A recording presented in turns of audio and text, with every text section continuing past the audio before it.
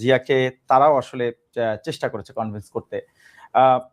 2008-এর নির্বাচনের সাথে যদি আপনি আবারও এবারের 26-এর নির্বাচনকে তুলনা করেন, সেক্ষেত্রে তাহলে মানে ওই সূত্রে যদি ধরে নেই, জামাতকে একই ভুল আবার করতে যাচ্ছে কিনা? আপনার প্রথম প্রশ্নের উত্তর দিই। আপনাদের হয়তো খেয়াল আছে যে বেগম খালেদা জিয়া দেশনেত্রী, সে কিন্তু সন্তান সবচেয়ে প্রিয় একটা মায়ের কাছে।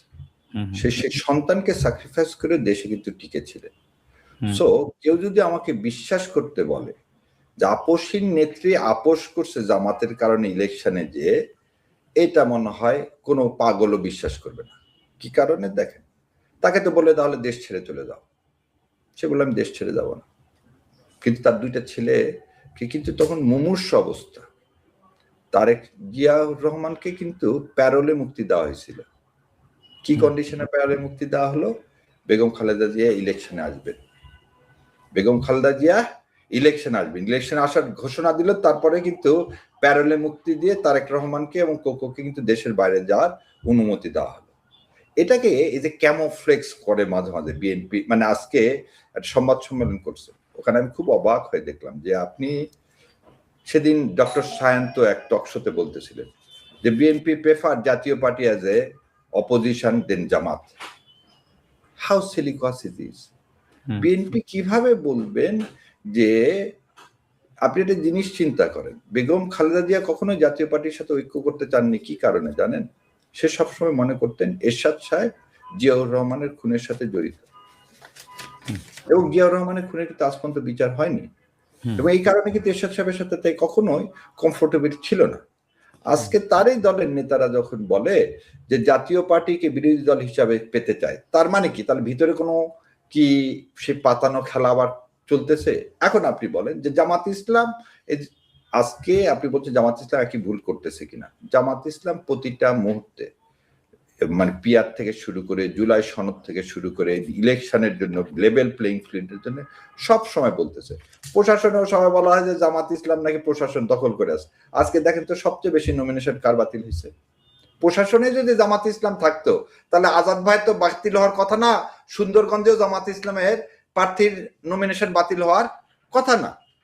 তাহলে এই যে নমিনেশন বাতিল হচ্ছে, এটা থেকে কি প্রমাণ হয়? আমাদের লোক যদি, মানে জামাত ইসলামের লোক যদি প্রশাসনে থাকবে তাহলে তো এগুলো হওয়ার কথাই না। আপনি একটা দেখেন তো বিএনপির কারো হয়েছে বাতিল? আজকে আরো একটা জিনিস বলি, দেখেন ওই কুড়িগ্রামে আমাদের এক ব্যারিস্টার সাহেবের, তার নমিনেশন স্থগিত করে রাখা হয়েছে। কি কারণে স্থগিত করে রাখা হয়েছে? সে ডুয়েল সিটিজেনশিপ। আজকে মান্না ভাইয়ের বগুড়াতে সালেহীর কথা বলছেন? হ্যাঁ, সালেহ জি।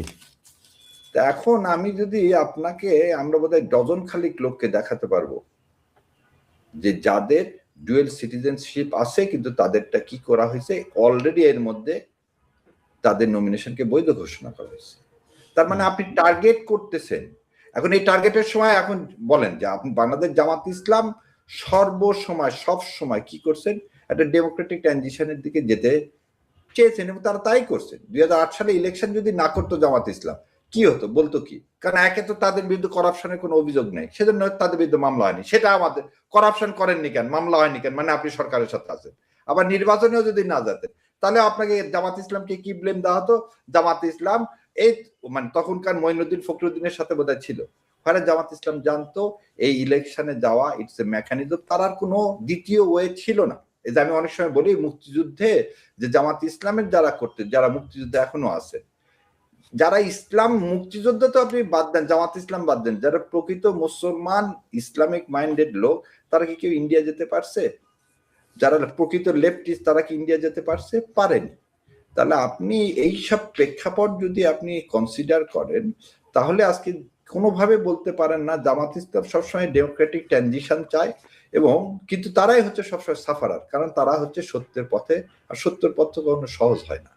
এবং এই ইলেকশনটা আমি দেখতে পাচ্ছি যেভাবে কাজ হচ্ছে, এই ইলেকশন ফ্রি ফায়ার ইলেকশন হওয়াটা সত্যি দুরূহ হয়ে যাবে। সেক্ষেত্রে আপনার এই মানে আশঙ্কা যদি সত্যি হয়, মানে এটা কি, মানে সেই নির্বাচনে যদি আপনারা যান আসলে, তাহলে সেটিকে অনেকটা আত্মহতির মতো হয় কিনা? দেখেন, এটার উত্তর দিয়ে দিচ্ছেন অধ্যাপক গোলাম আজম সাহেব। 1986 সালে ইলেকশনে যদি তিনি না যেতেন, বারবার বলছেন দলীয় সরকারের আন্ডারে কি হয় না, দলীয় সরকারের আন্ডারে কখনো ইলেকশন ফেয়ার হয় না, সেটা কেউ বিশ্বাসই করতে চায়নি। কারণ জিয়াউর রহমানের আমলে ইলেকশন হলো 79 সালে, তারপর তার ইলেকশনে হয়নি। 86 সালে জামাত ইসলাম ইলেকশনে যে প্রমাণ করলো যে সেই সময় কিন্তু 151টা আসন পাইছিল এরশাদ সাহেব। আপনি দেখেন একদম একটা মার্জিন নিয়ে 2/3 মেজরিটি কিন্তু পায়নি। 1986 সালে কিন্তু 2/3 মেজরিটি এরশাদ সাহেব পাননি। তারপর কিন্তু 7 মাসের মাথায় জামাত ইসলাম সবাইকে কি করতে হয়েছে, পদত্যাগ করতেছে। জামাত ইসলাম ইতিমধ্যে বলছেন যে এই সরকারের অনেক অ্যাডভাইজার একটা দলের প্রতি হেলে গিয়েছে। এখানে জামাত ইসলাম না, এনসিপিও বলছে অ্যাডভাইজারদের বিরুদ্ধে অভিযোগ দেওয়া হয়েছে। আজকে এখন এই ঠান্ডার মধ্যে ইনকলাব মঞ্চের ছেলেরা রাস্তায় বসে আছে জাস্টিসের জন্য। তারপরে আপনি ইলেকশনে যদি আজকে আমি বলি যে এইসব নাই, এখন ইলেকশনে যাব না, বিএনপি আগের থেকে কিন্তু বলে রাখতেছে জামাত ইলেকশন চায় না। মানে আপনি ইসলামিক ধারণাটা, ইসলাম চান, ইসলাম এদেশে স্ট্যাবলিশড হোক, এটাই আপনার অপরাধ, এটাই আপনার। এবং এই সবাই মিলে একটা জিনিস বলছে জামাত ক্ষমতা আসছে, জামাতকে ঠেকাও। এই ক্যামোফ্লেক্স তৈরি করে কিন্তু আপনি জাতীয় পার্টিকে অলরেডি ইন করালেন। এবং জাতীয় পার্টির মধ্যে কারা আছে? আওয়ামী লীগের লোকজনই। আমি আবার ওই প্রশ্নে আসলে বারবার যেতেই হচ্ছে। আপনি যদি মানে জাতীয় পার্টির প্রসঙ্গটি যেহেতু নিয়ে আসছেন বারবার, মানে জামাতকে দলীয়ভাবে জাতীয় পার্টির রাজনীতির বিরুদ্ধে জুলাই আগস্ট পরবর্তী সময়ে কি জামাতের আসলে কোনো বোল্ড কোনো রোল আমরা দেখেছি কিনা? প্রশাসনে জামাত কতটুকু আছে না আছে সেটি ভিন্ন আলোচনা, কিন্তু আমরা তো দেখেছি যে জামাতের অন্যান্য যে কোনো সময়ের চাইতে যে আসলে জামাত রাজনৈতিকভাবে সুবিধাজনক অবস্থানে ছিল। গত 1.5 বছরে জাতীয় পার্টির রাজনীতির বিরুদ্ধে জামাতেরও তো আসলে সেরকম মোটা দাগে কোনো ভূমিকা আমরা দেখি নাই আসলে সেই অর্থে। কিন্তু এখন নির্বাচনে যদি আমরা খুব তাত্ত্বিকভাবে চিন্তা করি জামাতকে জাতীয় পার্টিকে বাইরে রেখে নির্বাচন করা, সেটি আসলে কতটুকু আন্তর্জাতিকভাবে গ্রহণযোগ্য হবে সেটিও আসলে একটি প্রশ্নবিদ্ধ বিষয়। তাহলে জামাত আসলে মানে এখন এই প্রশ্নটি আনার আগে কি এর আগে আসলে করণীয় কিছু ছিল কিনা আপনাদের সামনে? আচ্ছা, আপনাকে একটা জিনিস বলি, আপনাকে যে কথাগুলো আমি বলতেছি এগুলো আমার একান্ত ব্যক্তিগত কথা। আমি তো জামাত ইসলামের মুখপাত্র নয়, তবে যতটুকু দেখছি বা বুঝছি, জুলাইয়ের ম্যান্ডেটটা কি? জুলাইয়ের ম্যান্ডেটটা ছিল আধিপত্যবাদের বিরুদ্ধে। জুলাইয়ের ম্যান্ডেটটা ছিল আওয়ামী লীগ যে মনস্টার হয়েছে এবং যারা আওয়ামী লীগের সঙ্গে ছিল তাদের সবাই এ দেশে কোনোদিন সার্বভৌমত্বই বিশ্বাস করে না। তার এই দেশকে একটা কি কলোনি করার জন্য সবকিছু করছিল। যদি তাই হয়ে থাকে, আমার স্বাধীনতার সার্বভৌমত্বই যেখানে অ্যাট স্টেক, তাহলে আপনি সেই দলের সম্পর্কে তো আলাদা বলার তো দরকার নাই, কারণ আপনি তো মহাজোটের কথাই বলা হচ্ছে। জামাতে ইসলাম আজকে আপনি একটা জিনিস বলেন যে এই কনস্টিটিউশন যে রিফর্ম করার জন্য যে কাউন্সিল হলো, এই কাউন্সিলে কনসেনসাস কমিশনে কি জাতীয় পার্টি ছিল? না। 14 দলের কেউ ছিল না। তাহলে আপনি তো তাদেরকে বলে দিলেন যে দে আর ব্যান। আপনি তো তার জন্য তো আপনি কি করছেন, রাষ্ট্রীয়ভাবে আপনি তো একটা গেজেট নোটিফিকেশনের মাধ্যমে এই ভাতৃপ্রতিম বলে তো এই মহাজোটের সবাইকে ব্যান করছেন। তাহলে আর আমার বলার তো দরকার নাই ভাই। আপনি যখন এই নির্বাচনের আগে হঠাৎ করে তাদেরকে প্রসঙ্গ করতে চাচ্ছেন, এবং সেখানে দেখেন কালকেই মঞ্চ 24 জুলাই 24 মঞ্চ 24 এরা সবাই দাবি তুলছে। এটা কি অন্যায় হচ্ছে? এটা জুলাইয়ের সাথে কি তামাশা হচ্ছে? সো একজন বাংলাদেশের নাগরিক হিসাবে জুলাইকে সমর্থন ধারণ করে বাংলাদেশ জামাত ইসলামও এটাকে কখনো সমর্থন করার কথা না। কারণ সমর্থন করবে কারা? জাতীয় পার্টিকে। আপনি যে বললেন যে ইন্টারন্যাশনাল রিকগনিশন, আপনি একটা জিনিস মনে রাখেন, 2013 সালে জাতিসংঘের আন্ডার সেক্রেটারি এসেছিল, ইলেকশন করাতে পারেননি, তত্ত্বাবধায়ক সরকার ফিরে আসেনি। 2018 সালে কি হয়েছে? 5 বছর চালায়নি। 2024 সালে কোন ইন্টারন্যাশনাল কমিউনিটিকে এই সরকারকে বাতিল করছে না, এই সরকারের উপর কোন স্যাংশন দিছে না কোন ইম্পোজ দিছে? কিছুই করেননি। এই দেশের আপামর জনসাধারণ জীবন দিয়ে ফ্যাসিস্টিজমকে সরায় ফেলছে। সো আপনি ইনক্লুসিভের নামে, তাহলে তো বলতে হবে আওয়ামী লীগ ন্যাশনাল আওয়ামী সর্ববৃহৎ দল, তা আওয়ামী লীগ স্যার আপনি ইলেকশন করতেছেন, আপনার কিভাবে রিকগনিশন আসবে? আর রিকগনিশন দিবে তো এদেশের আপামর জনসাধারণ, রিকগনিশন দিবে আমাদের আত্মাহুতি যারা দিছে তারা। রিকগনিশন তো অলরেডি আমরা জুলাইয়ের পক্ষে সনদে তো সাইন করছি। এই সাইনটা কি আধিপত্যবাদের বিরুদ্ধে, এবং এবারে ইলেকশনটা কি একদম সহজ সরল মোটা দাগে ভারতীয় আধিপত্যবাদের পক্ষে আপনি আছেন না বিপক্ষে আছেন? যে পক্ষে থাকেন তাহলে জুলাই সনদে আপনি হাত দিবেন, আর যদি মানে ভারত আধিপত্যবাদের বিরুদ্ধে যদি আপনি থাকেন তাহলে হাত দিবেন, আর পক্ষে থাকলে আপনি না দিবেন।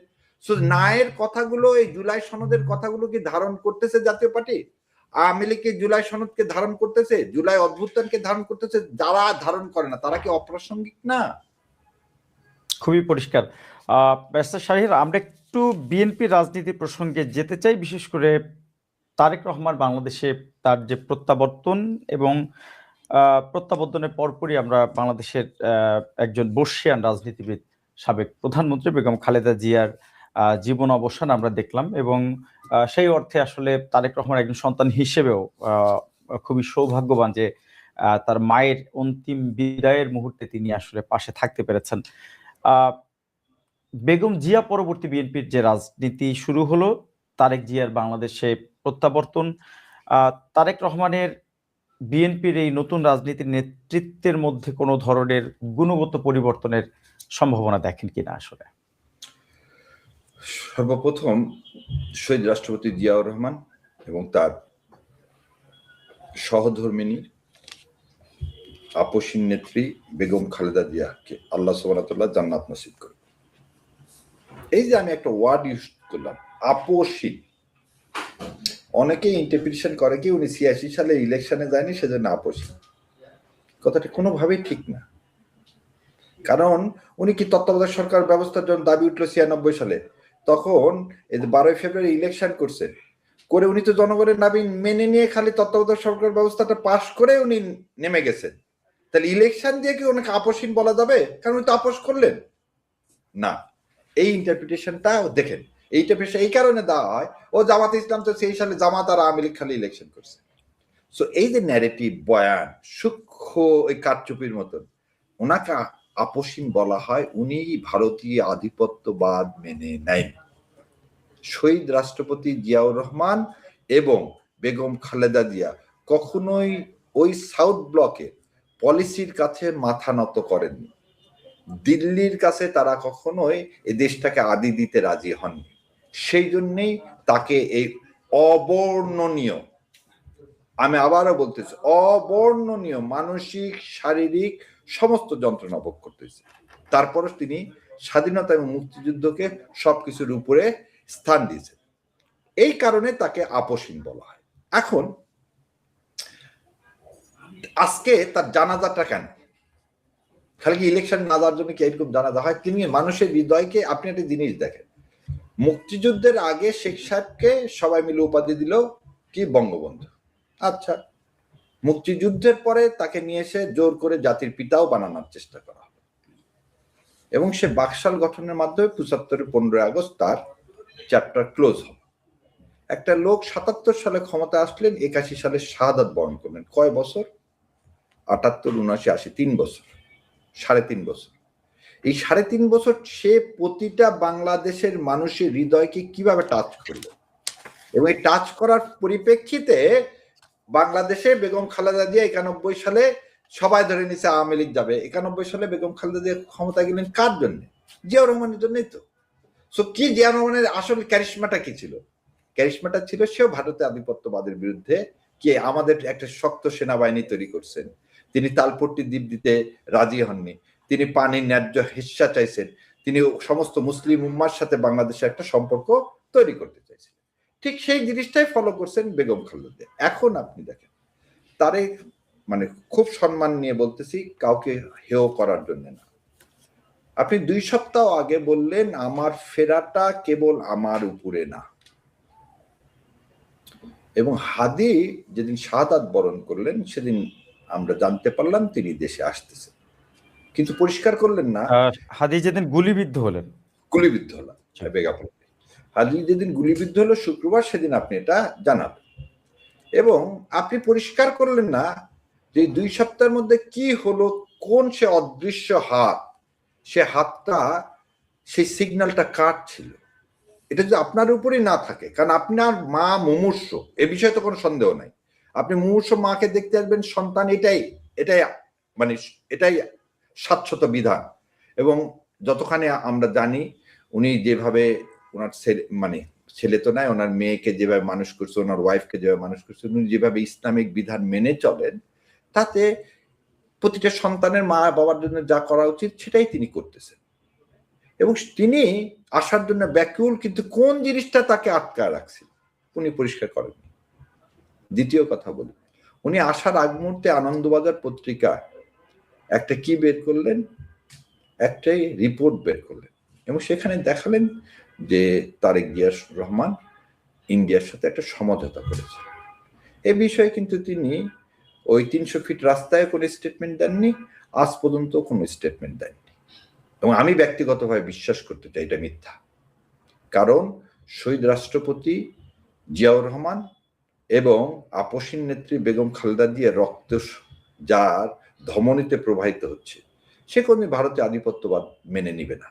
এবং আরেকটা জিনিস আমি বলি, আমি খুব খুশি হয়েছি, জানা যায় অ্যাটলিস্ট ভারতের কথা না বললেও শেখ হাসিনা যে তার মাকে তিলে তিলে মৃত্যুর দিকে ঠেলে দিয়েছে, এই জেলখানায় থাকা অবস্থার পয়জন দিছে, এটা যে নজরুল ইসলাম সাহেব বলছেন, এজন্য তাকেও শ্রদ্ধা সালাম, এবং নিশ্চয়ই এটা তার দলের অ্যাক্টিং প্রেসিডেন্ট তারেক রহমানের সম্মতি নিয়েই বলছে।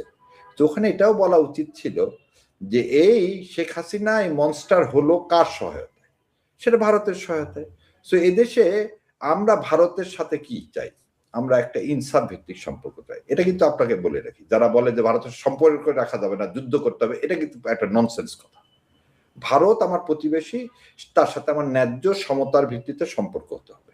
এখানে কোনো কি চলবে না, খালেদা জিয়ার ভাষায় বলি, কেউ যদি আমার উপর মাস্টার সার্ভেন্ট হিসাবে ব্যবহার করতে চায় সেটা তো করবে না। প্রতিটা রাষ্ট্রই তো চাইবে। শেখ হাসিনা কেন নিজের লন্দুর দর্জি হতে চাইলো?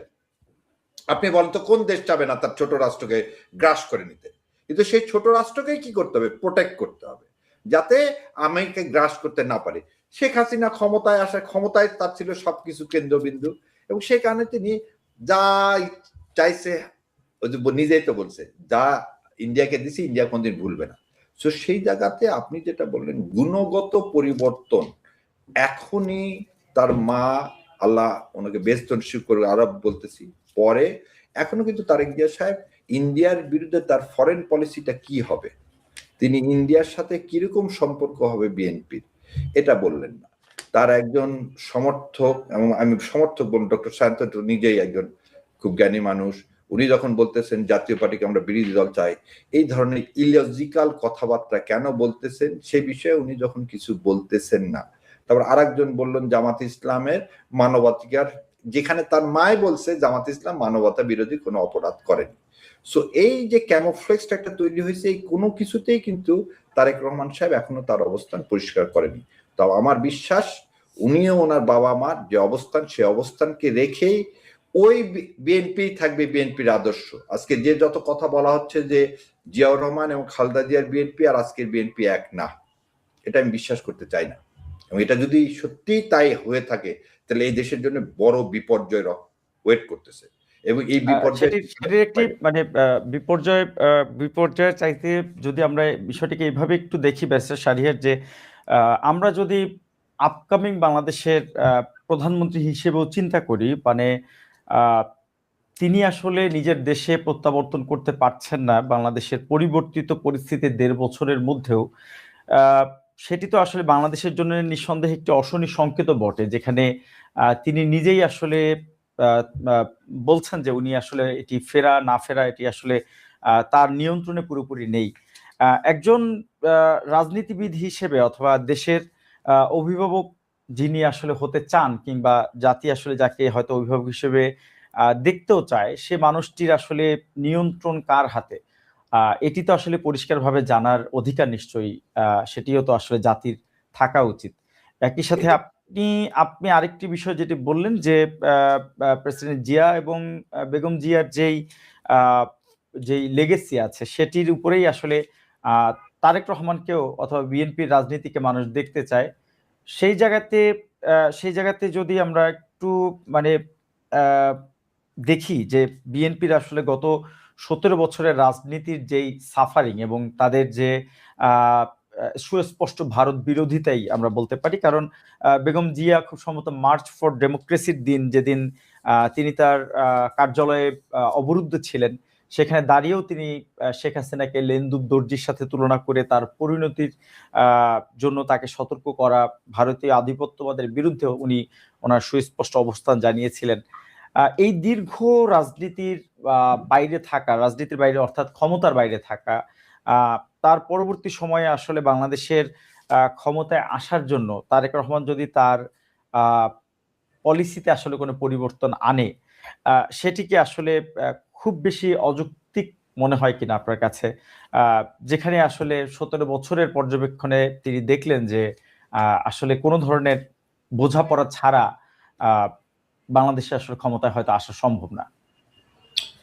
দেখেন, আপনি দুইটা কোশ্চেন করছেন। একটা হচ্ছে ফেরা না ফেরা আমার হাতে নাই।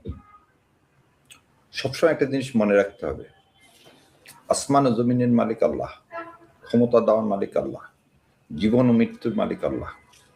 এবং আপনি যদি আপনার নিজের, মানে এই যে বললেন যে আমার নিজের সিদ্ধান্ত যদি আমি না নিতে পারি, আমার নিজ মাতৃভূমিতে আমি ফিরে আসবো, এই সিদ্ধান্ত যদি অন্য কারো উপর থাকে, তাহলে তো আপনি ভাই জিম্মি কারো কাছে। যে জিম্মি, তার উপরে কিভাবে আমি আমার দেশ চালানোর ভার দিব? সো ভোটাররা কিন্তু প্রথমে এই জিনিসটা চিন্তা করবে যে যে নিজে জিম্মি হয়ে থাকবে। যেমন আপনাকে একটা বাহাদুর শাহ, বাহাদুর শাহ কি ছিল? লাস্ট সম্রাট ছিল না? সো বাহাদুর শাহ জাফর দেখেন, সে কি ছিল? টয় ছিল, তাকে কিন্তু টিউটোরিয়াল হেড বলা হতো। সো টয় সাম্রাজ্যের কাছে আপনি কি প্রকৃত স্বাধীনতা পাবেন? আমরা কি বলতেছি, আমি নিজে পার্সোনালি বারবার কেন বলি যে শেখ হাসিনা ছিল ভারতের মুখ্যমন্ত্রী। অনেকে বলে তিনি স্লেভ। স্লেভ আর মুখ্যমন্ত্রীর মধ্যে পার্থক্য আছে। ভারত যা বলবে মুখ্যমন্ত্রীকে তাই পালন করতে হবে, সেজন্য স্লেভ বলি না, তাকে মুখ্যমন্ত্রী বলি। তো সে মুখ্যমন্ত্রী হয়ে তো 15 বছর ছিল, এবং তার পরিণতি কি? ভারত কি তাকে আটকায় রাখতে পারছে? ক্ষমতায় রাখতে পারছে? সো প্রথম জিনিসই যদি আমার মাথায় থাকে আমি ইন্ডিয়ার সহায়তা ছাড়া ক্ষমতায় থাকতে পারবো না, তাহলে আমার পরিণতি আমাকে মনে রাখতে হবে, তাহলে আমার বাবা মার এই লেগেসি থাকবে না। আপনাকে একটা জিনিস মনে রাখেন, এই এত বড় বড় জানাজা দেখলেন, শেখ সাহেবের জানাজা হলো না কেন? শেখ সাহেবের জানাজা হলো না কেন? আল্লামা দিল্লাহ হোসেন সাইদি যেদিন ফাঁসির রায় হলো, 122টা ছেলে রাস্তায় পুলিশের গুলিতে নিহত হলো, শহীদ হলো, নিহত বলবো না, শহীদ হলো। শেখ হাসিনার রায় হলো ফাঁসি, একজনও তো শহীদ তো দূরের কথা, একজনও তো স্বেচ্ছায় কারাবন্দী হলো না। সো পার্থক্যটা কি?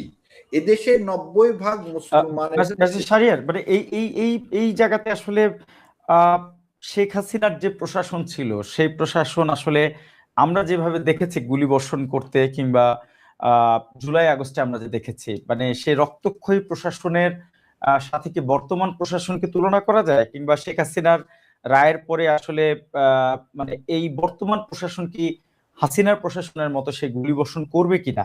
আরেকটি কথাও আসলে খুব গুলি বর্ষণ তো পরেকার কথা, রাস্তায় তো একজনও নামলো না। আপনি রাস্তায় একটা মিছিল দেখছেন, আপনি যে কথা বলতে, এখনকার পুলিশ তো কোনো গুলি করা তো দূরের কথা, আমি তো জানি গুলি করতে পারবে না এখনকার পুলিশ। আপনি 500, 1000, 2000 লোক নিয়ে তো নামতে পারতেন। সেটি যৌক্তিক, সেটি যৌক্তিক, কিন্তু আপনি কেউ তো নামেনি। আমি একটা রূপক করতে বললাম। আপনারা তর্কের খাতিরে অনেক সময় জানাজার প্রসঙ্গটি নিয়ে আসেন। আসলে মানে এখানে আমি একটু জানতে চাই, জানাজা দিয়ে কি আসলে একজন নেতার জনপ্রিয়তাকে যাচাই করা যায়? মানে 15ই আগস্টের যে বাংলাদেশের পরিস্থিতি ছিল, সেই পরিস্থিতিতে শেখ মুজিবুর রহমানের জানাজায় আসলে কতজন মানুষ হয়েছিল, পরবর্তীতে জিয়াউর রহমানের মৃত্যুর সময়, সেই সময়কার বাংলাদেশের পরিস্থিতিতে তিনি কেমন জানাজা পেয়েছিলেন, সেটির সাথে আসলে মানে জানাজা দিয়ে কি আসলে রাজনীতির অথবা মানে একজন নেতার সার্থকতাকে পুরোপুরি বিচার করাটা ঠিক কিনা? নেতার না, মানুষের। আল্লাহ সুবহানাহু ওয়া তাআলা কি বলতেছে? যখন তোমার জন্মগ্রহণ করবা তখন তোমার এক কানে আজান দিবে। সাংবাদিক জনাব এম এ আজিজ, জনাব এম এ আজিজ, আপনাকে আমাদের অনুষ্ঠানে স্বাগত জানাচ্ছি। আপনাকে ধন্যবাদ। আজিজ ভাই, আমি শুরুতেই যে কথাটা আপনার কাছে একটু জানতে চাই, আপনিও অনেক বয়স আমারও হয়েছে, আপনারও হয়েছে, আমরা অনেক নির্বাচন দেখেছি, এবং নির্বাচনের আগে আমরা একটা জিনিস খুব দেখি, এটা হলো গিয়া যে মনোনয়নপত্র জমা দেওয়ার আগে তারা নানা ধরনের হলফনামা জমা দেয়। তারা জানায় তাদের কত টাকা সম্পদ আছে, তাদের বার্ষিক আয় কত। এটা না আমার কাছে মনে হয় কি নির্বাচনের আগে একটা প্রধানতম কৌতুকের বিষয়। এটা আমার কাছে মনে হয়, আমি জানি না আপনার কাছে কি মনে হয়। আমি দেখি আর ভাবি এও কি সম্ভব? যেমন ধরেন এবারও আমি দেখলাম যে নির্বাচনের আগে হলফনামায় বার্ষিক আয়ের হিসাব দেওয়া হয়েছে। যেমন তারেক রহমান সাহেবের বার্ষিক আয় হলো 6,76,000 টাকা। তার মানে প্রতি মাসে ওনার আয় হলো 50,000 টাকা। আজিজ ভাই, আমি বেকার মানুষ, ইউটিউব টিউটিউব করি, আমারও তো ইনকাম 2-3 লাখ টাকার উপরে। আমি তারপরে সংসার চালাইতে হিমশিম খাই। তো কিভাবে সম্ভব আমি বুঝি না। আবার ডক্টর শফিকুর রহমান সাহেবের ইয়ারলি ইনকাম হলো 3,60,000 টাকা, তার মানে 25,000 টাকার মতো। সংসার চলে কিভাবে ওনার? আমি কিন্তু এগুলো ভাবি জিনিসগুলো নিয়ে।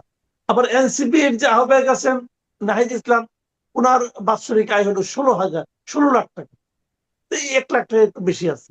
কিভাবে ইনকাম 1 লাখ টাকা বেশি করেন, এর আবার জানার ব্যাপার। উনি চাকরি করেন না কি করেন? মানে এই যে বিষয়গুলো, এই যে জিনিসগুলো, এই বিষয়গুলো মানে এরকম হয় কেন? মানে এটা কি আপনার কাছে, এটা কি ব্যাখ্যাটা আপনি কিছু বুঝেন কিনা? হ্যাঁ, ধন্যবাদ আপনাকে। আসলে এই হলফনামায় আনুমানিক ফিগার বসিয়ে দেওয়া হয়, কারণ এই হলফনামায় কিন্তু কোনো সাপোর্টিং কাগজ দেওয়া হয় না, অর্থাৎ সরকারি তার হিসাব এই দেওয়া হয় না। এক, দুই হলো ইলেকশন কমিশনে ইলেকশনের খরচ কিন্তু নির্ধারিত করে দেওয়া হয় যে জি 25 লাখের ভিতরে বেশি খরচ করতে পারবেন না। তাহলে যদি বেশি দেখায় তাহলে তো সে ধরা খাবে, তার নমিনেশন পেপার বাতিল হবে। আবার কম দিলে সে ইলেকশন করলো কেমন করে? অর্থাৎ এমন একটা বিষয় যে ইলেকশনে কিন্তু কমপক্ষে একেবারে ফেলে দিল 5 কোটি উপরে 20 কোটি 100 কোটি ঢাকা শহরে পর্যন্ত খরচ করবে। তো এই যে হিসাবে, এটা হিসাব জালিয়াতি আমি মনে করি। সবগুলো বড় দলের নেতাদের খরচ বেশ কম আমার কাছে মনে হয়েছে, এবং ঢাকা শহরে অনেক জায়গায় খরচ হবে। আমি জানি একবার সালমান রহমান সাহেব আপনার ইলেকশন করেছিল মোহাম্মদপুর থেকে। আমি তখন ইন্ডিপেন্ডেন্টের নিউজ এডিটর ছিলাম। তো আমার সামনে আমার এডিটর জিজ্ঞেস করলো যে উনি তো পাশ করবে, তো পাশ করবে না, উনি নিচের দিক থেকে ফার্স্ট হবে। তারপরে দেখা গেল প্রতি ভোটার প্রতি ওনার খরচ হয়েছে 10 লক্ষ টাকা, কিন্তু ও নিচের দিক থেকে ফার্স্ট হয়েছে। তো সুতরাং কি পরিমাণ টাকা খরচ করেছিল, অঢেল টাকা খরচ করছে। তিনি তো হলফনামায় ঠিকই কম দিয়েছে, হয়তো 20, তখনকার সময় 20-25 লাখ টাকা দিছে। সুতরাং আমি এখানে কিন্তু দীর্ঘ করার পক্ষে। যারা আপনার নমিনেশন দিবে, এটা কমপক্ষে 2-3 মাস আগে একটা লিস্ট দুদকে সাবমিট করা দরকার তার সততা পরীক্ষার জন্য, এবং তার হিসাব যেটা দিবে এটা 3 মাস আগে সাবমিট করা দরকার। রাজনৈতিক দলগুলোতে চাওয়া দরকার যে তুমি কতজন নমিনেশন দিবা, তাদের নাম এবং ঠিকানা দাও। তারপরে দুদক এবং প্রয়োজনে আরো গোয়েন্দা সংস্থা লাগিয়ে তাদের সততা এবং হিসাব এগুলো সব যথাযথভাবে পরীক্ষা নিরীক্ষা করে তারপরে প্রার্থীটা দেওয়া দরকার। আমি মনে করি এখন দেশে কিন্তু দুর্নীতি একটা বড় সমস্যা। সুতরাং দুর্নীতি ধরার এটাও যে একটা সৎ লোককে নির্বাচনে ক্যান্ডিডেট করা। সুতরাং আমি মনে করি 3 মাস আগে দুদক বলেন, ডিজিডিএফএ বলেন, এনএসআই বলেন, এসবি বলেন, সব ব্রাঞ্চ থেকে আপনার তদন্ত করে তার সততা যাচাই করা হবে। তাহলে হয়তো আমাদের যে গণতান্ত্রিক যাত্রা, মানবিক যাত্রা, আমি বলবো যে মানবিক বাংলাদেশ, আইনের শাসন, সুশাসন যেটা আকাঙ্ক্ষা করি, যেটা প্রত্যাশা করি স্বাধীনতা যুদ্ধের থেকে, এটা কিন্তু প্রত্যাশা পূরণ হচ্ছে না। কারণ একটা সৎ লোকের পক্ষে সম্ভব, অসৎ লোক কোনোদিন এই গণতন্ত্র চাইবে না, আইনের শাসনও চাইবে না, সুশাসনও চাইবে না। রাজনীতিকে যদি গণতান্ত্রিক, আসলে দেশকে যদি গণতান্ত্রিক করতে হয় এবং মানবিক শাসন, আইনের শাসন তৈরি করতে হয়, তাহলে আমি কিন্তু সহজে আপনি সহজে আইন ভাঙি না, সহজে কোর্টে গিয়ে আমরা মিথ্যা স্টেটমেন্টও দেব না, কারণ আমাদের ভিতরে তো সততা আছে। এখন সুযোগের অভাবে হোক আর যে কেউই হোক না কেন, আমরা কিন্তু সৎ থেকেছি, এবং বাই ডিসিশন অনেক সুযোগও আসলে তাও সৎ থেকেছি। আমরা কিন্তু ধরেন আপনার এখন একটা ইউটিউব আছে, আপনি টাকা ইনকাম করেন বেশি বেশি, আমি একটু কম কম করি, তাও তো আমার পরে 2 লাখ টাকা 2 লাখ টাকা মাসে থাকে। আমি তো এর বেশি স্টেটমেন্ট দিলেই মিথ্যা দেওয়া হবে, হ্যাঁ, এর কম দিলেও মিথ্যা দেওয়া হবে। সুতরাং যারা ফিক্সড ইনকাম, ধরেন সরকারি চাকরি, ঘুষ খায় না, তার স্টেটমেন্ট কিন্তু হয়তো যদি আপনি চান তাকে প্রার্থী করেন, রিটায়ার করছে, সে কিন্তু তাই ওইটাই দিবে, কিন্তু সে ঘুষ খাইছে যেটা, সেটা কিন্তু হিসাবে আসবে না। সুতরাং প্রার্থী করতে হলে আগে সৎ প্রার্থী করতে হবে। এটার জন্য অনেক আগের থেকে প্রক্রিয়া শুরু হওয়া উচিত বলে আমি মনে করি। ধন্যবাদ। আচ্ছা, আরেকটা জটিল ব্যাপার আমি নিয়ে আলোচনা করতেছি। যেমন ধরেন আপনার অনেক আপনার মানে রাজনীতিবিদ তার পেশা হিসেবে উল্লেখ করেছে যে উনি আপনার ব্যবসায়ী।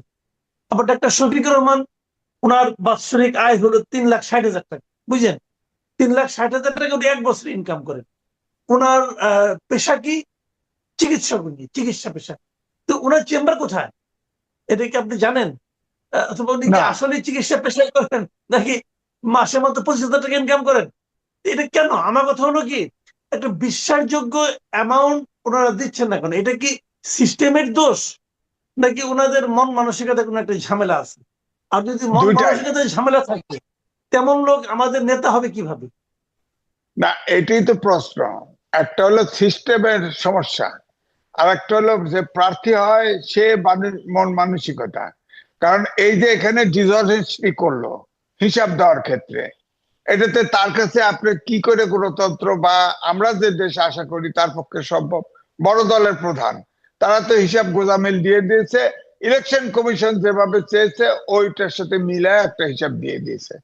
এখন ধরেন এই যে ফ্যাসিস্ট আওয়ামী লীগ সরকারের সময় আপনি দেখবেন সব প্রার্থীর কি ছিল, মাছ চাষ ছিল, কারণ মাছ চাষ ট্যাক্স ফ্রি ছিল, সব মাছ ব্যবসায়ী। এই হিসাব না, হিসাবে কোটি কোটি টাকার মালিক হয়েছে। তো এরকমই তো এখন শফিকুর রহমান সাহেব ডাক্তার, এটা তো স্বাভাবিক, তার প্র্যাকটিস বলতে পারে, সে বলে দিছে। হয়তো চেম্বারও বসে না, 24 আওয়ার্স পলিটিক্স করে, চেম্বারও বসে না, একটু লাগাই দিল আর কি। এই জন্যই আমি বলছি 3 মাস আগে প্রার্থীদের তালিকা দেওয়া, এবং তা বিভিন্ন গোয়েন্দা সংস্থা, দুদক সহকার, অনেক জায়গায় তো টাকার বিনিময় হতে পারে, সুতরাং দুদকেও তো এরকম একটা ইয়ে আছে, শোনা যায় যে ওখানেও কিন্তু আপনার অসৎ উপলব্ধন করা হয়। সুতরাং অনেক অনেক গোয়েন্দা সংস্থা দিয়ে পরীক্ষা করে সৎ লোকটাকে বেছে বের করা। আর কত খরচ করবে এটার একটা সিলিং থাকবে বটে, এমন জায়গায় নিয়ে আসা যাতে সৎ লোকও ইলেকশন করতে পারে। যেমন ধরেন ইলেকশনের সময় ইলেকশন কমিশনে বরাদ্দ থাকবে সরকারের, সে একটা কমন জায়গায় প্রচার হবে, কমন জায়গায় পোস্টার হবে, ইলেকশন কমিশন করে দিবে প্রার্থীদের, সমস্যা তো নাই আপনার। এই জন্যই আমি মনে করি যে এইটাকে, ইলেকশন প্রসেসকে সততার ভিতরে নিয়ে আসা, এটা তো হচ্ছে না। এবারেও নির্বাচন সেই গতানুগতিক পদ্ধতিতেই হচ্ছে, তাহলে লাভটা হলো কি? এখন ধরেন আপনার এলাকায় একজন পেশাজীবী, একজন শিক্ষক, একজন প্রফেসর, তার ইনকাম কোথায়? তিনি তো ইলেকশন করতে পারবেন না, অথচ তিনি হয়তো বেশি দক্ষ, তিনি হয়তো বেশি সমাজসেবী, বেশি জনগণের জন্য দিতে পারবে, তিনি প্রার্থী হতে পারবেন না। কারণ নির্বাচন করতে হলে তো 10 কোটি 20 কোটি টাকা লাগে, তার তো সেই সঞ্চয় নাই। সুতরাং এমন একটা প্রসেস করতে হবে যেটা বলবা যে সরকারের পক্ষ থেকে ইলেকশনটা করে দেওয়া এইভাবে যে খরচের বিষয়টা দায়িত্ব নেওয়া অল্প খরচের ভিতরে। হ্যাঁ, ধরেন পোস্টার লাগানোর দরকার, একটা সেন্ট্রাল প্লেসে সব প্রার্থীর পোস্টার থাকলো, ইলেকশন কমিশন ব্যবস্থা করলো, একই মঞ্চে বক্তৃতা দিল, একবার দুইবার, আমেরিকাতে হয় শোডাউন, হয়তো তো এরকম শোডাউন করলো। তারা শোডাউন বলতে কি, বক্তৃতা, প্রার্থী সব দলের প্রার্থী অ্যালফাবেটিক্যালি নাম হলো, একদিন একদিন পর পর বক্তৃতা হলো, বা একদিনে 10 মিনিট বা 15 মিনিট বক্তৃতা দিতে দিল, তার ইশতেহার সে শোনালো কি করবে না করবে। একটা, আমার কথা হচ্ছে প্রসেসটাকে একটা সততার জায়গায় নিয়ে আসা। অসৎভাবে নির্বাচিত হয়ে অসৎভাবে টাকা খরচ করে, ধরেন একটা লোক 10 কোটি টাকা খরচ করলো প্রার্থী, তাহলে সে 10 কোটি টাকা উঠাবে না? মুদ্রাস্ফীতি সহ 15 কোটি টাকা উঠাবে, আর পরবর্তী ইলেকশনের জন্য আবার মুদ্রাস্ফীতি হবে, 20 কোটি হবে, আবার সে 20 কোটি টাকা চুরি করবে। তো চোর তো ইলেকশন প্রসেস মানুষকে চোর বানায় বলে। সুতরাং এই জন্য বলছি ইলেকশন প্রসেসটাকে সততার মধ্যে আনতে হবে। বলেন। আবার আরেকটা জিনিস বলি আপনাকে, ইলেকশন তো ঘনে আসলো, আর 1 মাস 9 দিনের মতো আছে।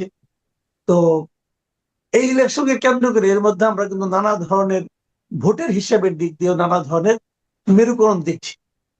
তো এই মেরুকরণ গুলো নিয়ে একটু কথা বলা দরকার, এই কারণে যে আমরা কি দেখলাম যে বিএনপির সঙ্গে অনেকে বিএনপিতে যোগ দিয়ে ধানের শীষ পাওয়ার জন্য নিজের দলীয় আদর্শকে বিসর্জন দিল, আবার এটাকে তারা আবার নির্বাচন কৌশল হিসেবে মেনেও নিল।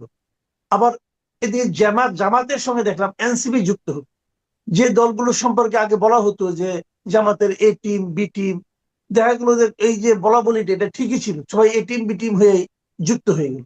আমার আপনার কাছে সুনির্দিষ্ট প্রশ্ন, এই যে জামাতের সঙ্গে যে এনসিপি যুক্ত হলো, জামাতের জোটের সঙ্গে, এতে লাভ হলো কার? এনসিপি নাকি জামাতের নাকি জনগণের? দেখেন, আপনিও টকশোতে কথা বলেছেন, আমিও বলেছি। আমার সম্পর্কে একটা ধারণা আছে, এনসিপি সম্পর্কে আমি বেশি সমালোচক ছিলাম, কারণ আমার প্রত্যাশাও বেশি ছিল। কারণ ৭১-এ মুক্তিযুদ্ধ করেছি, ওখান থেকে ৯০ আন্দোলনেও ছিলাম। তারপরে যখন ২৪-এ ৫ই আগস্টে পরিবর্তন হয়ে গেল, ফ্যাসিস্ট সরকার পালিয়ে গেল, তখন কিন্তু আমার প্রত্যাশা ছিল আকাশ সমান, যে এই ছাত্রদের যে বৈষম্য বিরোধী ছাত্র আন্দোলন, তারা এই দেশটাকে এই অভ্যুত্থানের পরে যে শিশু জনতা সহ প্রায় হাজার খানেক লোক জীবন দিল, এতে হয়তো আমাদের প্রত্যাশার কাছাকাছি যাব। কিন্তু সেই প্রত্যাশাটা পূরণ হলো না। ৫২ সাল থেকে প্রত্যেকটা আন্দোলনে ছাত্ররা নেতৃত্ব দিয়েছে, এবারও নেতৃত্ব দিয়েছিল, কিন্তু এই ছাত্রদের মতো এত বিতর্কিত কেউ হয় নাই, সরকারেও অংশ নেয় নাই, এই ছাত্ররা নিয়েছে। তারপরেও আমি আশা করছিলাম যে অন্তত পক্ষে এনসিপি টিকে থাকুক, থার্ড পার্টি হিসাবে, অর্থাৎ একটা নিরপেক্ষ আলাদাভাবে ইলেকশন করুক। সরকাররা আসলো ২-৩ বছর, ২-৩ টার্ম তারা ইলেকশন করলে হয়তো একটা, এই যে দ্বিদলীয় সিস্টেমের বাইরে আমরা বারবার বেরোতে চাইছি, এটা তো বেরোনোর সুযোগ রাখলো না। এখন ধরেন এনসিপি জামাতের সাথে একদিক দেখেন জামাতের সাথে যুক্ত হয়েছে, হ্যাঁ সবাই বলেছে, তারা বিভিন্ন ভাবে, জামাতের তো বিভিন্ন ভাবে বিভিন্ন জায়গায় লোক থাকে, গুপ্ত ভাবে থাকে, এটা তো প্রকাশ্যেই ছিল, তারা জয়েন করেছে। এখন আমার প্রশ্ন হচ্ছে, একটা প্রথম প্রশ্ন হলো, এই জামাতে যুক্ত হয়েছে মানে এই এনসিপির একটা গ্রুপ জয়েন করেছে, আর একটু গ্রুপ আপত্তি করেছে, আর একটু গ্রুপ বেরিয়ে গেছে। হ্যাঁ, সুতরাং এনসিপি তো শেষ, এখানে শেষ। এখন দেখবেন জামাতের ভিতরে আত্মীকরণ হয়ে যাবে। যেমন আওয়ামী লীগের সময় ঢাকা ইউনিভার্সিটিতে ডাকসুর নির্বাচনের সময় আপনি দেখলেন যে শিবির পাওয়া গেল, আগে তো শিবির ছিল না, সব হেলমেট বাহিনী ছিল, সব ছাত্রলীগের নেতা ছিল। ধরেন ফ্যাসিস্ট সরকার যদি শেখ হাসিনা পালিয়ে না যেত, ওই সরকারের পতন না হতো, তাহলে তো আপনি ঢাকা ইউনিভার্সিটি কোনো ইউনিভার্সিটিতে শিবির দেখতেন না, এতে শিবির হয়েছে। এখন ধরেন আওয়ামী লীগের সাথে মাঝে মধ্যে জামাতে ইসলাম ঘষাঘষি করেছে, ৮৬ সালেও করেছে। এখন দেখা যাচ্ছে যে আওয়ামী লীগের ভিতরে গুপ্ত জামাত আছে, বিএনপির সাথে তো দীর্ঘদিন একসাথে ছিল। এই বিএনপির তো ভিতরে অনেক, আপনার কমপক্ষে 10% গুপ্ত জামাত পাবেন, এবং এদেরকে বের করা খুব, স্ক্রিন আউট করা খুব কঠিন। এআই দিয়ে যদি সম্ভব হয় তাদের বের করা, কারণ বিএনপি একটা মধ্যপন্থী দল, তাদের রাজনীতি ঠিক রাখতে হলে জামাতকে, গুপ্ত জামাতকে স্ক্রিন আউট করতে হবে, নইলে তারা সঠিক পথে আসতে পারবে না। আমি তো আমাদের সাংবাদিকদের ভিতরে কয়েকজনকে জানি, তারা গুপ্ত জামাত, জানি আমি, কিন্তু এটা আপনি, তারা আবার অতিমাত্রায় বিএনপি, যারা জামাত তারা কিন্তু অতিমাত্রায় বিএনপি, এবং এমন ভাবে ফ্ল্যাটারিং করে যে নেতৃত্ব তাদের বিশ্বাস করে। এবং যত আপনি খেয়াল করে দেখেন, এই যে বিভিন্ন জায়গায় বসে যাওয়া, এই যাওয়া, এগুলোর ভিতরে কিন্তু ওই গুপ্ত জামাতই বেশি। তো সুতরাং আমি বলবো যে বিএনপিকেও প্রসিদ্ধ করা উচিত, মানে একদম মধ্যপন্থী রাজনীতিবিদ, ধরো ছাত্র দল থেকে, ছাত্র কাল থেকে যেগুলো আসছে সেগুলোকে প্রাধান্য দেওয়া উচিত। এবং এই যে গুপ্ত জামাত, এটাকে কিন্তু যে প্রসেসেই হোক স্ক্রিন আউট করে বের করে দেওয়া উচিত, কারণ মধ্যপন্থী দল এই দেশের দরকার। সুতরাং বিএনপি একটা মধ্যবর্তী, পরিশুদ্ধ মধ্যবর্তী দল হিসাবে গড়ে তুলতে একমাত্র আমার ধারণা জামাতের, গুপ্ত জামাত কমপক্ষে 10% আছে। এটা পরিষ্কার হওয়া উচিত। আর আমি আরেকবার দুঃখ প্রকাশ করছি যে এনসিপি থাকলো না, এনসিপি এই ইলেকশন প্রসেসে মরণ ঘটে গেল। আরেকটা সমস্যা হলো, ধরেন এই যে জামাতের সাথে যারা ঐক্য করলো, এনসিপি আলাদা প্রতীক করবে, তারা বরাবর বলছে আমরা মধ্যপন্থার দল। তাহলে ইশতেহার তো দিবে। ইসলামিক আন্দোলন বাংলাদেশ এখনো কিন্তু সমঝোতা তাদের কমপ্লিট হয় নাই, বার্গেনিং আছে। এনসিপি হয়তো মেনে গেছে, 30টা সিট মেনে গেছে, কিন্তু অন্যদের আছে। ইশতেহার তো করতে হবে। ইশতেহারের সময় কিন্তু গন্ডগোল লেগে যাবে, কারণ এক একজনের এক এক আদর্শ। এটা একসাথে কি করবে? তাহলে তো আমরা দেখবো যদি একটা ইশতেহার হয় করতে পারে, তাহলে ধরে নেব তারা সবাই আসলে গুপ্ত, সবাই জামাত গুপ্ত। ইসলামিক আন্দোলন বাংলাদেশ তো জামাতকে মনেই করেছে এটা ইসলামিক দলই না, ইশতেহারটা কিভাবে করবে বলেন? এক। দুই হলো, ধরেন জামাতের নেতৃত্বে এই ঐক্যজোট ক্ষমতায় গেল, ক্ষমতাটা চালাবে কেমনে? সরকারটা চালাবে কেমনে? এক একজনের তো এক এক আদর্শ, কিভাবে চালাবে? সুতরাং এখানে ইলেকশন করলেই ওই জামাতের ঐক্যের যারা আছে 10 দল 9 দল, তাদের কিন্তু ঐক্য হয়ে গেছে বাইন্ডিং, এমনটি আশা করা যায় না। কিন্তু বিএনপির সাইডে যারা আছে, তারা আর কিছু বাম দল টল আছে, নিরপেক্ষ আছে, তারা কেউ কেউ জামাত বিএনপির সাথে প্রতীক নিয়ে বিএনপিতে যোগদান করে ফেলেছে। আর কেউ কেউ আপনার তাদের নিজস্ব প্রতীকে নির্বাচন করার জন্য প্রস্তুতি নিয়েছে। যেমন মান্না ভাই কিন্তু আপনি জানেন কিনা, তার স্ক্রিন বাতিল হয়ে গেছে, তার নমিনেশন বাতিল হয়ে গেছে। এরকম এবার বাতিল হওয়ার সংখ্যা কিন্তু অনেক অনেক, সব পার্টি মিলে অনেক বাতিল হয়ে গেছে, প্রায় 200-র কাছাকাছি বাতিল হবে, বুঝছেন? এটা একটা খারাপ না? বলেন, একটা প্রার্থী হবে, দেশ চালাবে, তারা নমিনেশন পেপার পূরণ করতে পারে না, তাহলে কেমন হলো? ব্যাপারটা কেমন? এই জন্য আমি বলবো যে আমাদের অপেক্ষা করতে হবে। আসলে আসলে দেশটা কিভাবে চলে, কিভাবে, আমার তো মনে হয় না যে দেশটা ঠিক হবে। এখন ধরেন বিএনপি, তারেক রহমান সাহেব হয়তো ধরেন চেয়ারপারসনই হবে, তাদের সংবিধানে আপনার 7 অনুচ্ছেদে আছে অটোমেটিক সে ভারপ্রাপ্ত যে চেয়ারম্যান, অর্থাৎ যিনি সিনিয়র সহসভাপতি তিনি চেয়ারম্যান হয়। তিনি তো ভারপ্রাপ্ত, তার মা মারা গেছে, এই সময় হয়তো তিনি হচ্ছেন না, হয়তো পার্টি কিভাবে এটা ঘোষণা দিবে, কিন্তু ইলেকশনের আগে তার চেয়ারপারসন ঘোষণা দিতে হবে। কারণ এই জন্যই যে এখন ধরেন জিয়াউর রহমান, বেগম খালেদা জিয়া, তারেক রহমান চেয়ারম্যান হলে ধরেন সবাই পোস্টারে, আরপিওতে কিন্তু উল্লেখ আছে যে পোস্টারে পার্টি প্রধানের ছবি ব্যবহার করতে পারবে। তো পার্টি প্রধান কে এখন? শহীদ প্রেসিডেন্ট জিয়াউর রহমান, বেগম খালেদা, তিনি তো মৃত, কিন্তু পরলোক গমন করেছে। তাহলে তো তারেক রহমানের ছবি আসে, প্রশ্ন আসে। অথবা চেয়ারপারসন যে হয়, চেয়ারম্যান যে হয় বিএনপির, উনিই তো হবেন।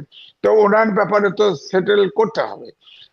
এবারে কিন্তু যাই বলেন, ইলেকশন কমিশন বড় বেরসিক, যে জোট করলেও যার যার প্রতীকে নির্বাচন করতে হবে। পার্টিগুলোকে, খুচরা পার্টিগুলোকে ফাঁসায় দিছে, কিন্তু পুরা, বুঝছেন, পুরো ফাঁসায় দিছে। আগে তো ধরেন যার যার প্রতীকে নির্বাচন করলেও ওই যে জোট করতো সবাই মিলে একদিকে ভোট দিত। এবারে কিন্তু সেই সুযোগ নাই। এদিকে বিএনপি কিন্তু, যেহেতু আমি বলবো একটু উদার গণতান্ত্রিক, ধরেন বিএনপির তো সব জায়গায় 5 জন 6 জন 7 জন করে প্রার্থী আছে। এখন তৃতীয় ছোট একটা দলকে নমিনেশন দিলে বিএনপির লোকজন কিন্তু ভোট নাও দিতে পারে, কিন্তু আমাদের লোক দেয়। সেই হিসাবে এনসিপির যারা এখন গেছে, তারা এনসিপি যদিও ওই ঘরেরই লোক, ওই ঘরে চলে গেছে, আলটিমেটলি আত্মীকরণ হয়ে যাবে। আপনি দেখবেন আলটিমেটলি মাঝখানে এনসিপির কোনো এন্টিটি আর থাকবে না। এই ইলেকশন প্রসেসে এনসিপির এন্টিটি শেষ হয়ে গেল। এটা কিন্তু আমার জন্য, তাদের তো একটা ব্র্যান্ড ভ্যালু ছিল, তাদের অস্তিত্ব থাকা উচিত ছিল, সেটা তারা রক্ষা করতে পারলো না। এটাই। জি, আমি আপনাকে শেষ প্রশ্নটা করছি, আপনি এটা সংক্ষেপে জবাব দেবেন। এটা হলো যে এই যে এত কিছু বললেন, নির্বাচনের পরিবেশ, নির্বাচনী জোট, নির্বাচনী মেরুকরণ, সব মিলিয়ে, তার মধ্যে আবার আওয়ামী লীগের অনুপস্থিতি, এই সব মিলিয়ে আজকে থেকে 1 মাস 9 দিন পরে যে নির্বাচনটা হতে যাচ্ছে, সেই নির্বাচনটা আপনি কেমন দেখছেন? এটা কি খুব শান্তিপূর্ণ, গ্রহণযোগ্য, কি হবে আপনার কি মনে হয়? আমার কাছে এখন মনে হচ্ছে নির্বাচনটা শান্তিপূর্ণ হতে পারে, যদি হয়।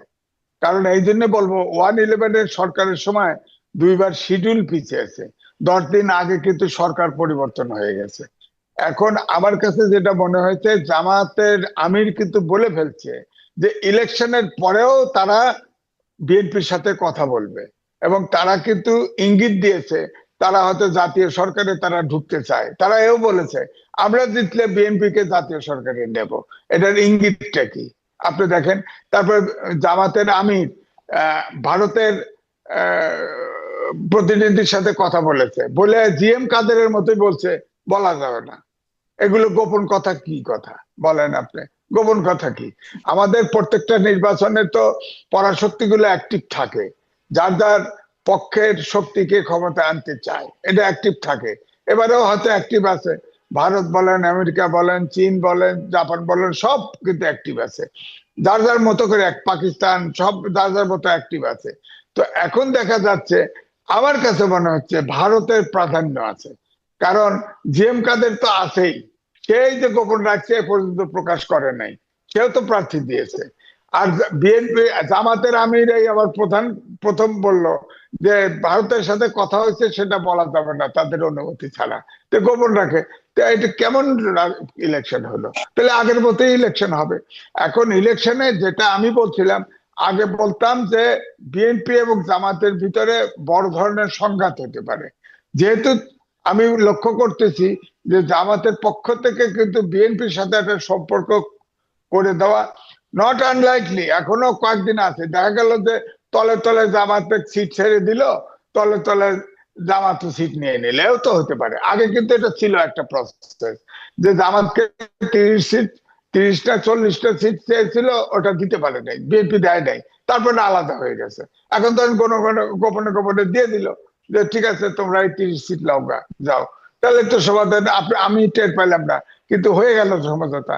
কারণ এখন বিএনপির প্রশ্ন, অর্থাৎ বিএনপির প্রশ্ন জামাতের এই অফার অ্যাকসেপ্ট করবে কিনা।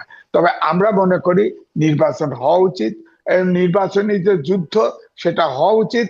নির্বাচন ছাড়া এখন দেশটা চলছে না। তবে ডক্টর ইউনূস সাহেবকে এখনো বিশ্বাসে মানুষ করে না, কারণ ওই যে প্রথমে তবে কিন্তু যদি দিয়ে সব কথা বলেছে, বলার পরে একটা অবিশ্বাস তৈরি হয়েছে, এখনো তাকে বিশ্বাস করছে না।